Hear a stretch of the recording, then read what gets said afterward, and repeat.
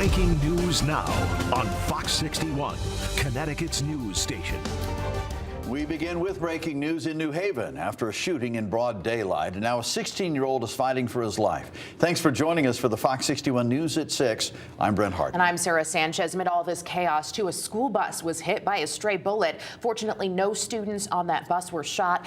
This happened right on Goff Street near the area of Sherman and Maple Streets. And that's where we find Fox 61's Julia LeBlanc live for us with the breaking information from police. Julia.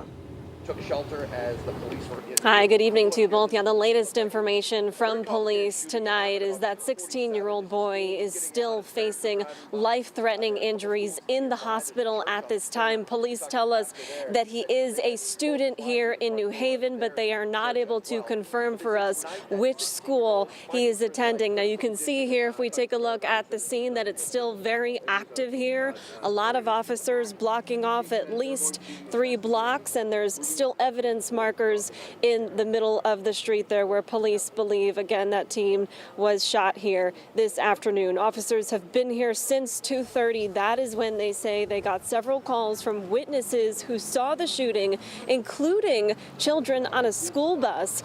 They also got a shot spotter activation catching 8 to 10 rounds of gunfire. Now, that school bus we mentioned, we're told, was coming from Celentano School and was hit by a stray bullet. We're told by district leaders the bus driver and the students ducked down, but were able to pull on a nearby side street, and everyone made it out safely in that scenario. Now, we right now are just down the street from Hillhouse High School. I'm looking at it right now, where just yesterday the mayor and other municipal leaders from across the city and state held a press conference about disconnected and at-risk youth. And while the mayor says they're moving in the right direction when it comes to deadly violence, shootings like this always hit home.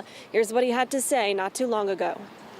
However, something like this happens, especially a young kid, and it's just awful. You know, I think there's so many parents out there that can't even imagine losing their child, and for this young person to be in critical condition in the hospital is just awful.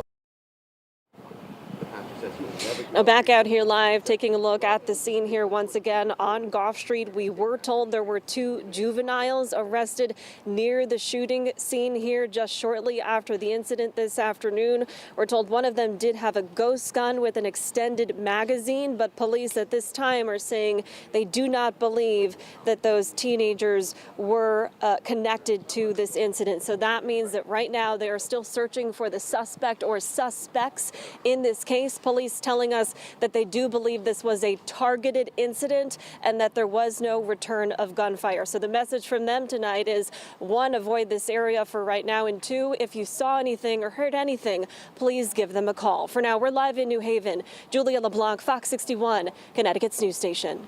All right. Thank you, Julia. Time for a check of the forecast. A chilly start to the weekend and some rain still lingering. Yeah, Chief Meteorologist Rachel Frank joining us. Rachel, I have to admit it, I'm ready for the rain to stop.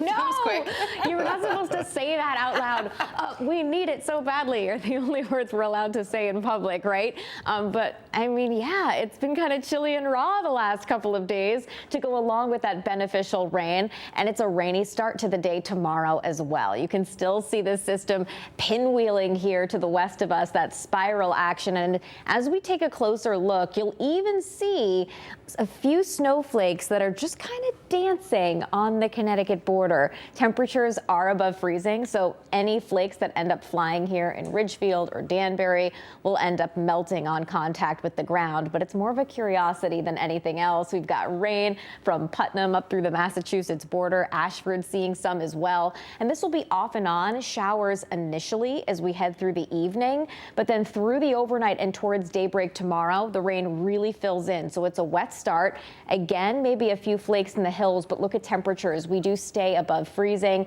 and then we'll try to dry things out as we head through the afternoon. Right now, temperatures are in the mid-30s to right around 40 degrees, and temperatures will hold steady as we head through the overnight tomorrow. Again, a wet start and then turning windy in the afternoon. Highs in the 40s. We'll talk more about your full weekend forecast and look ahead to Thanksgiving week coming up. Thank you, Rachel. Well, new tonight, a hunter is dead. They fell from a tree stand. This happened out in Harwinton. Emergency first responders were called to Terryville Road around 10 o'clock this morning. It's not clear if the hunter was on private property or state-owned land. We also don't know if the hunter was killed by the fall or suffered a medical incident causing that fall. We have calls out to state police and environmental police. Both agencies are investigating and have not publicly released the hunter's name. A tractor-trailer caught fire on I-91 in Wethersfield this morning. It happened just before 8 o'clock near exit 24. Officials say the driver was able to get out safely. No injuries were reported. DEEP also responded to the scene as the tractor-trailer was carrying 7,500 gallons of gasoline, but it doesn't appear any of that gas leaked. There's no word yet on what caused the fire. A water main break near the University of Hartford campus caused 2 academic halls to close early today. This was the scene near Plainfield and Granby Streets. The water main break impacted Auerbach and Hillier halls. They closed at 2 p.m. The parking lots near those halls also had to be closed. The school did not say when they might reopen. Dozens of Connecticut healthcare workers are out of a job tonight. Hundreds of seniors here in our state are looking for a new home. 2 more nursing homes, both in Bristol, have informed the state they intend to shut down. Fox 61's Matt Karen looked into the emotional and practical impact this has on staff and the people who live there. If the state approves this closure, 40% of the nursing home beds here in Bristol will be eliminated. Sheridan Woods and Countryside Manor are both run by Athena Healthcare, which told the state it can no longer continue to operate. And it comes just 30 days after Abbott Terrace in Waterbury closed. On the outside, it's business as usual, but inside, people are upset. Emotions are stirring.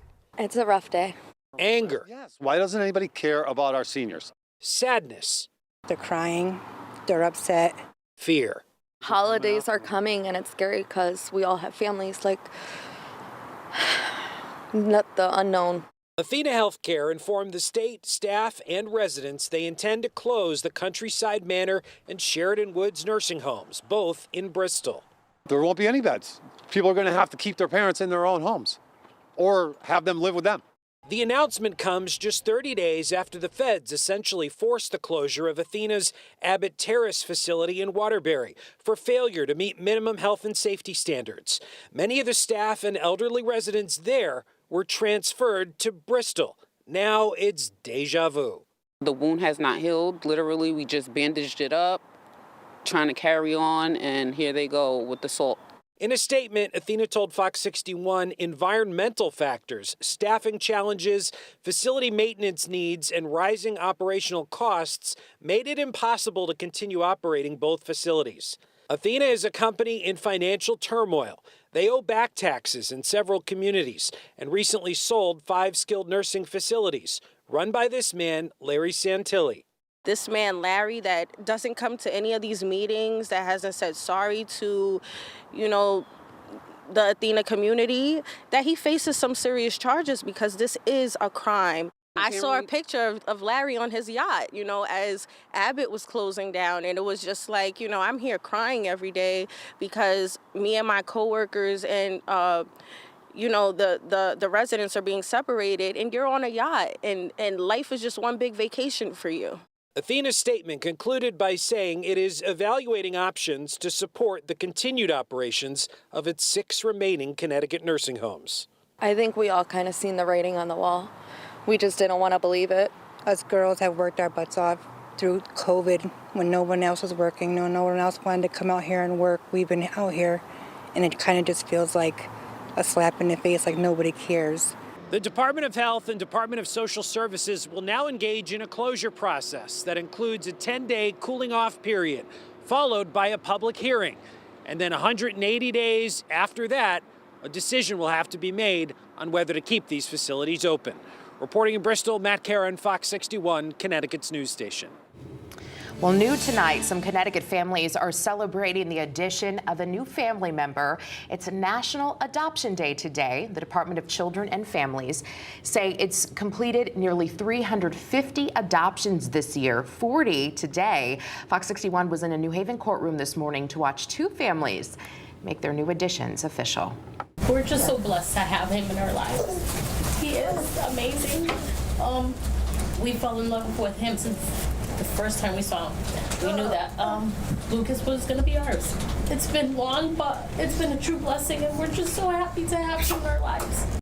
It's good to see some happy tears there. Vanessa Wallen and her husband are welcoming 13-month-old Lucas to their large blended family. His oldest brother is 27 years old. And Lucas is also a big brother to 6-month-old baby Eliza. And we have some less profound but still good news for one of our state's smallest communities. A bill addressing postal problems in Scotland has advanced in the U.S. House. The town is home to 1,600 people split up between 6 zip codes. Today, the House Committee on Oversight and Reform approved a bill that would mandate a single zip code there. Now, Congressman Joe Courtney is hopeful it'll be taken up in the final days of the 118th Congress.